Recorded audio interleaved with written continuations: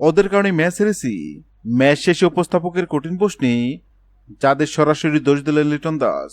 Asia কাপে super ফোরের অলিখিত সেমিফাইনালে পাকিস্তানের বিপক্ষে দুর্দান্ত বোলিং করেও ম্যাচ জিততে ব্যর্থ হল বাংলাদেশ। দুবাই আন্তর্জাতিক ক্রিকেট স্টেডিয়ামে টস জিতে আগে ব্যাটিংয়ে পাঠানো পাকিস্তানকে শুরু থেকে চাপে ফেলে টাইগাররা। প্রথম ওভারে তাসকিন ফিরান ওপেনার সাহেবজাদা ফারহানকে। এরপর সাইমাইব ডাক মেরে ফিরেন শেখ মেহেদির বলে।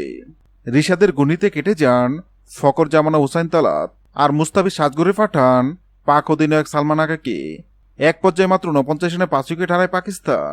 শেষ দিকে হ্যারিস 23 বলে 31 ও মোহাম্মদ নওয়াজের 15 বলে 25 রানের জুটিতে ভর করে নির্ধারিত 20 ওভারে 135 রানে থামে পাকিস্তান।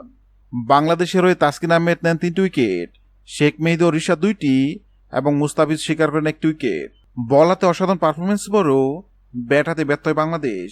বাজে শট নির্বাচন, অপ্রয়োজনীয় আউট আর সহজ ক্যাচ মিসের কারণেই ম্যাচ হাতছাড়া হয়েছে।